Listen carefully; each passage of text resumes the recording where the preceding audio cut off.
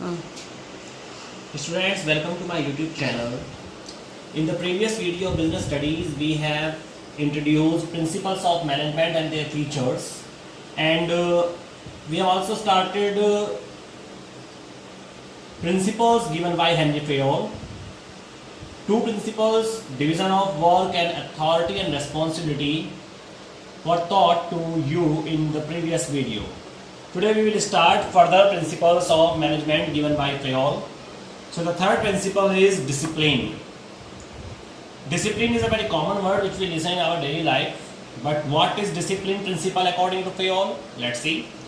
Discipline requires obedience to organization rules by all managers. Discipline का मतलब क्या है कि जो आपके रूल्स ऑर्गेनाइजेशन में फ्रेम किए जाते हैं उन रूल्स का सभी मैनेजर्स और सभी एम्प्लॉयज जो हैं वो उनको फॉलो करें, उनको ओबीडिएंट होने के लिए. फेयोल ने क्या कहा है इसके बारे में? According to Fayol, discipline requires good superiors at all levels, fair agreement and judicious application of penalties. Means discipline का मतलब है कि superior सभी लेवल पर अच्छी तरह से परफॉर्म करें, एग्रीमेंट्स फेयर हो और पेनल्टीज उनका एप्लीकेशन जुडिशियस हो. फॉर एग्जाम्पल ये तो समझते हैं, मान लीजिए एक ऑर्गेनाइजेशन में वर्कर्स जो है इस चीज पर एग्री होते हैं कि वो ओवर टाइम करेंगे बिना किसी एक्स्ट्रा वेज के कंपनी को जो क्राइसिस है, जो कंपनी में जो प्रॉब्लम्स आ रही हैं उनको सॉल्व आउट करने के लिए और कंपनी का प्रोडक्शन बढ़ाने के लिए. दूसरी तरफ जो मैनेजर हैं वो उनको पूरी तरह से श्योरिटी देते हैं कि अगर कंपनी का प्रोडक्शन इंक्रीज हुआ, कंपनी प्रॉफिट अर्न करने लगी तो उनका जो बोनस है उसको बढ़ा देंगे. तो इसको बोला जाएगा डिसिप्लिन, क्योंकि फेयर एग्रीमेंट है. लेकिन इसमें अगर ऐसा होता है कि प्रोडक्शन बढ़ने के बाद वर्कर्स का बोनस नहीं बढ़ाया जाता, then it will be called violation of discipline.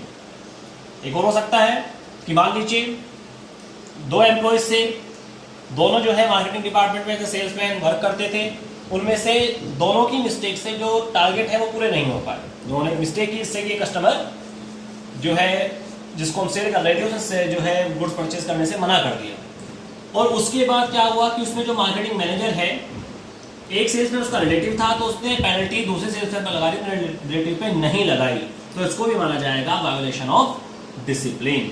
तो डिसिप्लिन प्रिंसिपल हमें क्लियर हुआ कि हमें रूल्स और रेगुलेशन फॉलो करने हैं, फेयर एग्रीमेंट्स होने चाहिए और जुडिशियल एप्लीकेशन होना चाहिए पेनल्टीज का. तो बहुत ईजी है. इसका एडवांटेज देख लेते हैं. इसको फॉलो करते हैं तो हमारा ऑर्गेनाइजेशन क्लाइमेट काफी बेहतर रहता है. ऑर्गेनाइजेशन में जो रिलेशंस है सुपीरियर सबऑर्डिनेट्स के अच्छे बने जाते हैं. इजी टू अप्लाई रूल्स को अप्लाई करना आसान हो जाता है ऑर्गेनाइजेशन में, और डीलिंग्स फेयर रहती है कस्टमर्स के साथ भी, एम्प्लॉयज के साथ भी. डिसएडवांटेज देखने को क्या मिलते हैं? इसको फॉलो नहीं करते तो डिस्प्यूट क्रिएट होते हैं सुपीरियर सबऑर्डिनेट्स में, पुअर वर्किंग कंडीशंस हो जाती हैं ऑर्गेनाइजेशन के अंदर, रूल्स फॉलो नहीं हो पाते और एफिशिएंसी भी धीरे धीरे रिड्यूस होने लगती है क्योंकि आपके जो एम्प्लॉय हैं वो सही तरह से वर्क नहीं करते हैं in the absence of discipline. ये बहुत ईजी प्रिंसिपल है. इसके बाद आते हैं हम नेक्स्ट प्रिंसिपल पर. Let's come to the next, unity of command. In unity of command, unity means there should be unity in the order. Command में यूनिटी होनी चाहिए. इसका से मीनिंग निकालते हैं तो ये हो जाता है. लेकिन आते हैं समझते हैं फेयोल ने क्या कहा है. According to Fayol, there should be one and only one superior for an individual subordinate. यानी कि एक जो एम्प्लॉय है उसके ऊपर एक ही सुपीरियर होना चाहिए. ऐसा नहीं है कि एम्प्लॉय एक है या एक ग्रुप ऑफ एम्प्लॉयज है और उसके ऊपर 2 या 3 सुपीरियर काम कर रहे हैं. इन दैट सिचुएशन क्या होता है? कंफ्यूजन क्रिएट होता है, किसी के ऑर्डर फॉलो नहीं हो पाते हैं और आपस में उनके बीच में डिस्प्यूट भी हो सकते हैं. समझते हैं इसको. डुअल सबऑर्डिनेशन नाउ नहीं होना चाहिए, यानी कि एक एम्प्लॉय के ऊपर 2 बॉस नहीं होने चाहिए. There should be one and only one boss या one superior for an individual employee. जैसे यहाँ पर 2 हमारे सामने ऑप्शन है, एक में 3 सबऑर्डिनेट है, S1, S2, S3, और उनको 2 सुपीरियर मिले हुए हैं. अब अगर M2 ऑर्डर देता है S1 को भी और इसके साथ साथ M1 भी ऑर्डर देता है S1 को, तो सबऑर्डिनेट S1 के सामने समस्या ये हो जाएगी कि M1 का मानूं या M2 का ऑर्डर मानूं. एग्जाम्पल लेके भी समझ सकते हैं. सपोज दैट कि अगर ये S1 एक सेल्समैन है और इसको गुड सेल करना है, M1 जो है वो एक मार्केटिंग मैनेजर है और ये एक फाइनेंशियल मैनेजर है. दोनों इसको ऑर्डर दे रहे हैं. इसको कस्टमर को सेल करना है. मार्केटिंग मैनेजर कहता है कि डिस्काउंट जो है वो 10% दे दीजिए. फाइनेंस मैनेजर कहता है 5% से ऊपर मत देना, क्योंकि फर्म में जो है लॉस हो सकता है। तो बेचारा सेल्स में कंफ्यूज हो जाएगा, कस्टमर को कितना डिस्काउंट दो, टारगेट पूरा ही नहीं हो पाएगा। तो इस वजह से there should be one and only one superior for the group of employee, यानी कि जो हमारे एम्प्लॉयज हैं, इंडिविजुअल एम्प्लॉय या फिर एक एम्प्लॉय के ग्रुप के लिए एक ही सुपीरियर होना चाहिए। That is the correct way of management. Unity of command हमें क्लियर हुआ कि एक ही एम्प्लॉय के लिए एक ही सब सुपीरियर रखना है, उससे जो आपका अथॉरिटी रिस्पॉन्सिबिलिटी है वो भी क्लियर रहती है। अदरवाइज ये क्लियर नहीं हो पाएगा कि ये दोनों या तीनों रेस्पॉन्सिबल किसके लिए है, M1 के लिए, M2 के लिए। और अगर तीनों M1 का ऑर्डर मानेंगे तो M2 को प्रॉब्लम होगी, तीनों M2 का ऑर्डर मानेंगे तो M1 को प्रॉब्लम होगी। उस केस में डिस्प्यूट्स होने के चांस भी हो जाएंगे इन दोनों के बीच में। तो ऐसे डिस्प्यूट्स के केसेस ना बने, इसी वजह से हमें क्या फॉलो करना होता है, यूनिटी ऑफ कमांड फॉलो करना है। एक ही सुपीरियर रखना है एक ग्रुप ऑफ एम्प्लॉय या इंडिविजुअल एम्प्लॉय के लिए, जिससे अथॉरिटी रिस्पॉन्सिबिलिटी क्लियर रहे, एफिशिएंसी टाइम पर इंप्रूव हो, टाइम पर टास्क कंप्लीटेड हो और किसी तरह का कंफ्यूजन क्रिएट ना हो। That was the unity of command. So any problem in this? कोई प्रॉब्लम नहीं होनी चाहिए, क्योंकि जहाँ तक है प्रिंसिपल्स को बहुत ही ईजी वे में बताया गया है, बहुत ही आसान भी है, उतना डिफिकल्ट नहीं है। चलते हैं दूसरी तरफ, इससे थोड़ा सा अलग है। इससे और अगले प्रिंसिपल में काफ़ी सिमिलरिटी दिखाई देती है, लेकिन काफ़ी ज़्यादा चेंजेस हैं। तो आते हैं नेक्स्ट प्रिंसिपल पर, that is unity of direction. अब ये क्या कहता है, according to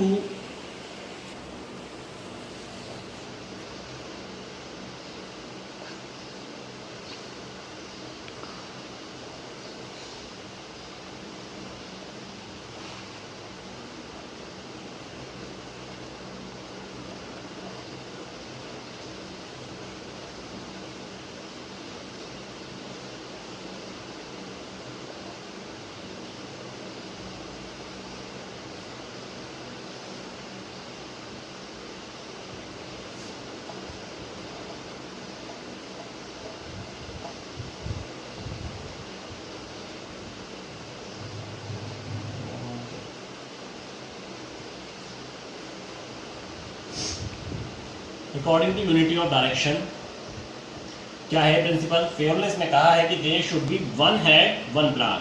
one head one plan का मतलब है कि एक जो पर्टिकुलर डिपार्टमेंट है, एक जो पर्टिकुलर हमारे पास अलग ऑब्जेक्टिव है, अलग हेड है, उसके लिए एक पर्टिकुलर वन प्लान होना चाहिए। क्या कह सकते हैं कि एक प्रोजेक्ट के लिए या एक प्लान के लिए या फिर एक ऑब्जेक्टिव के लिए एक सेपरेट मैनेजर अपॉइंट होना चाहिए ऑर्गेनाइजेशन में।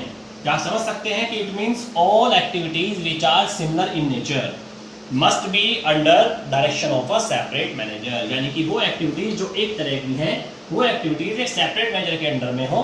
अलग अलग सिमिलर एक्टिविटीज के लिए अलग अलग मैनेजर्स अपॉइंटेड हो। फॉर एग्जांपल, अगर सपोज कीजिए हमारे पास दो प्रोडक्ट है, हमें एक तो बनाना है बाइक, एक बनानी है कार, तो बाइक के लिए एक सेपरेट मैनेजर हो क्योंकि उसकी जो एक्टिविटीज हैं उसमें जो प्रोडक्शन फाइनेंस होना है वो काफ़ी अलग है, और कार के लिए अलग है, तो वहाँ पे एक सेपरेट मैनेजर हो। That is the unity of direction कि जो एक्टिविटीज एक सेपरेट ऑब्जेक्टिव रखी हुई है, सेपरेट ऑब्जेक्टिव्स के लिए सेपरेट मैनेजर अपॉइंट करना चाहिए। One head one plan, one head one plan. So that is the unity of direction. Both particular plans are having separate heads or separate managers to operate them successfully। तो इससे क्या होता है, इसको use करने से कि आपका जो फोकस है वो दोनों डिवीजन पर अलग अलग हो जाएगा, तो दोनों को एक तो इक्वल इंपॉर्टेंस मिलेगी, दोनों के जो टारगेट्स हैं वो टाइम पर कंप्लीट हो पाएंगे और किसी तरह का डिस्प्यूट नहीं रहेगा कि किस पर रिसोर्सेज ज़्यादा कंट्रीब्यूट कर दिए गए। So that's why that there, इसी वजह से आपने देखा होगा कि बहुत सी बार जो अलग अलग ब्रांचेज होती हैं बैंकों की, उसमें अलग अलग ब्रांच मैनेजर बनाए जाते हैं, वो यूनिटी ऑफ डायरेक्शन का ही एग्जाम्पल होता है। ओके,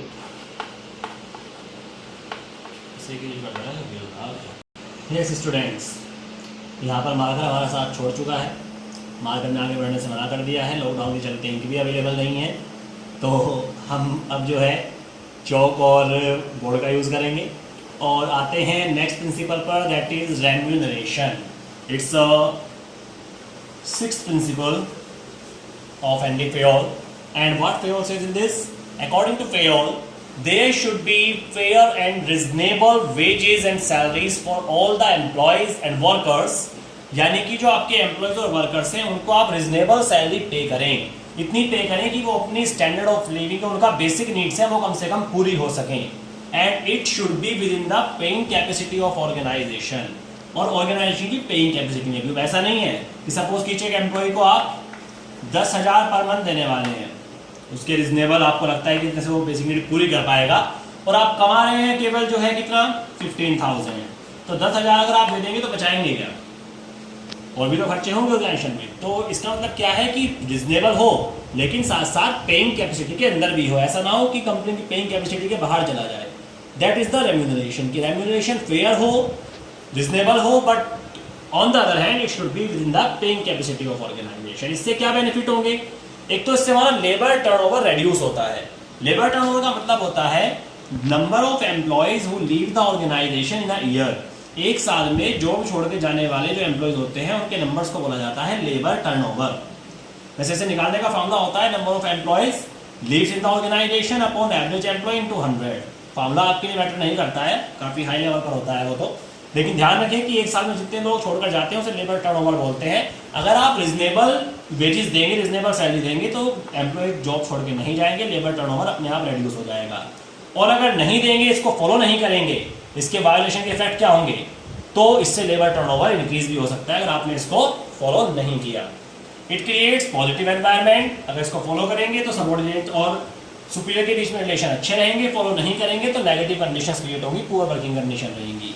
इससे एम्प्लॉय का मॉरल भी बूस्ट होता है, यानी कि एम्प्लॉय ज़्यादा एफिशिएंसी से वर्क करने के लिए मोटिवेट भी होते हैं जब उनको सैलरी रिजनेबल मिलती है।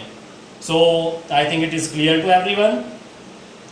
सो now let's come to the next principle, that is order. Let's come to the principle of order.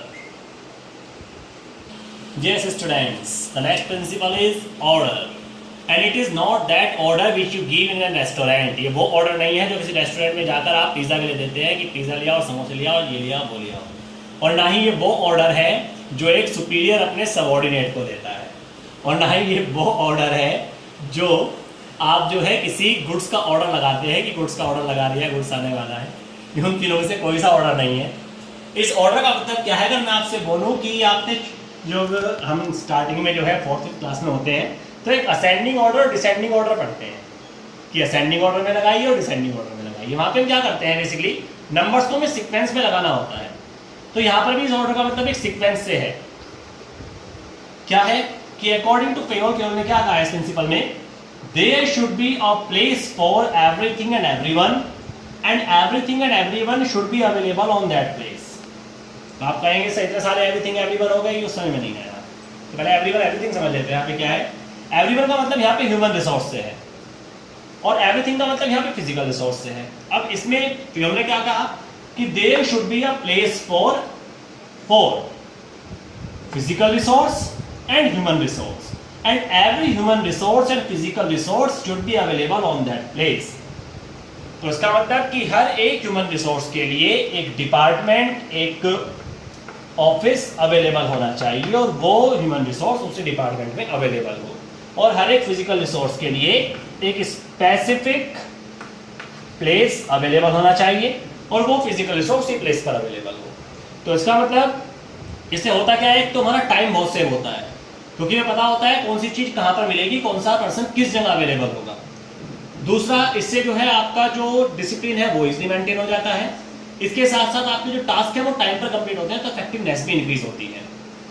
अब इसको अगर फॉलो नहीं करेंगे तो उस केस में क्या हो जाएगा कि आपका टाइम ज़्यादा लगेगा टास्क कंप्लीट होने में, और जिसके साथ साथ आपको जो है काफ़ी ज़्यादा कंफ्यूजन भी क्रिएट रहेगा, आप किसी पर्सन को टाइम पर जो है सर्च भी नहीं कर पाएंगे। इसका वायोलेशन किस तरह से हो सकता है, एग्जाम्पल देख लीजिए। सपोज कीजिए जो टूल्स है हमारे जिनको हम यूज़ करते हैं प्रोडक्शन में, वो टूल्स के लिए डिसाइड तो है प्लेस टूल बॉक्स, और टूल्स जो है टूल बॉक्स को छोड़कर पूरे ऑर्गेनाइजेशन में मिल जाते हैं, तो उसका मतलब क्या है, ऑर्डर को फॉलो नहीं किया जा रहा है।